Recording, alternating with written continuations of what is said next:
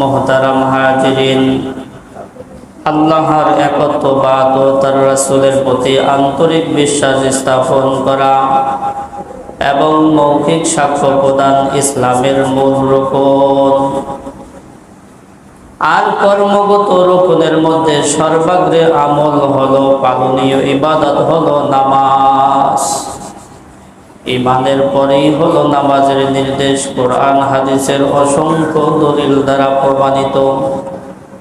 আল্লাহ পাক রব্বুল আলামিন কাফের মুশরিকদের সম্পর্কে বলেন, ফাইন তাবু ওয়া আকামুস সালাতা ওয়া আতুজ যাকাতা ফাইখওয়ানুকুম ফিদ্দীন। যদি কাফের মুশরিকরা তাদের কুফর থেকে তওবা করে অর্থাৎ ঈমান আনে, এরপর নামাজ পড়ে যাকাত দেয়, তাহলে ওই কাফের মুশরিকরা তোমাদের দ্বীনি ভাই হয়ে যাবে।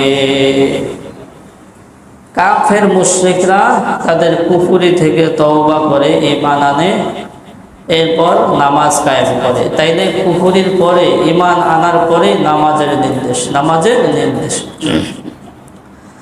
সরকারে দো আলম ইসলামের 5টি স্তম্ভকে একটি তাঁবুর সাথে উপমা দিয়েছেন। বলে একটি তাঁবুর 5টি খুঁটি থাকে, 4 কোণে 4টি খুঁটি এবং মাঝখানের খুঁটি। মাঝখানের খুঁটিটা হলো মূল প্রধান। যদি মাঝখানের খুঁটিটি না থাকে, 4 কোণের 4টি খুঁটি থাকে, তাহলে ওইটাকে আর তাঁবু বলা হয় না। আর যদি মাঝখানের খুঁটিটা বহাল থাকে, 4 কোণের কোনো একটা খুঁটি নাও থাকে, তারপরেও সেটাকে তাঁবু বলা হয়। বলে ইসলামের স্তম্ভ হলো 5টি: কালিমা, নামাজ, হজ, যাকাত, রোজা। এই কালিমা অর্থাৎ ঈমান হলো মূল রুকন।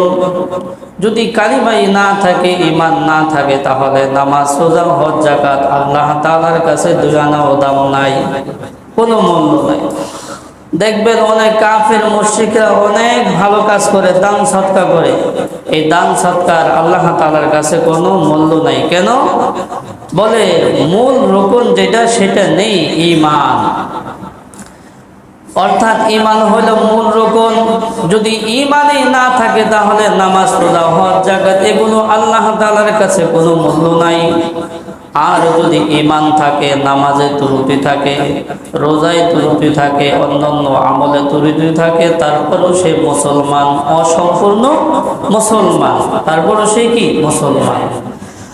আল্লাহর হাবিব সরকারে দো আলম বলেন, বুনিয়াল ইসলামু আলা খামসিন: শাহাদাতি আল্লা ইলাহা ইল্লাল্লাহ ওয়া আন্না মুহাম্মাদান আবদুহু ওয়া রাসূলুহু ওয়া ইকামিস সালাহ ওয়া ইতাইজ যাকাত ওয়াল হজ্জি ওয়া বাইতিস সামাওয়াত।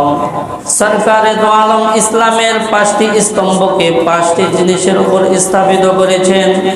আর তা হলো এই মর্মে সাক্ষ্য প্রদান করা যে আল্লাহ তাআলা ব্যতীত ইবাদতের উপযুক্ত আর কেউ নেই, এবং হযরত মুহাম্মদ সাল্লাল্লাহু আলাইহি ওয়াসাল্লাম আল্লাহ তাআলার রাসূল।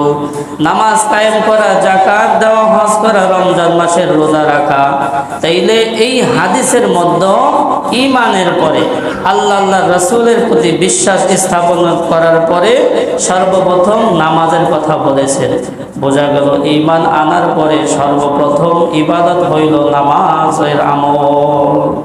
সরকারে দো আলম হযরতে মুআয ইবনে জাবাল রাদিয়াল্লাহু তাআলা আনহুকে যখন ইয়ামানের শাসনকর্তা হিসেবে নিযুক্ত করলেন, তাকে সেখানে পাঠানোর পূর্বে কিছু নসিহত করেছিলেন। তার মধ্যে এই নসিহতটি করেছিলেন যে, হে মুআয ইবনে জাবাল, তোমাকে আহলে কিতাব সম্প্রদায়ের নিকট পাঠানো হচ্ছে, সুতরাং তুমি সেখানে গিয়ে তাদেরকে সর্বপ্রথম তাওহীদের দাওয়াত দিবে, ঈমানের দাওয়াত দিবে। যখন তারা ঈমান আনবে, এরপরে তাদেরকে নামাজের কথা বলবে। যখন তারা নামাজ পড়া শুরু করে দেবে, এরপর যাকাতের কথা বলবে।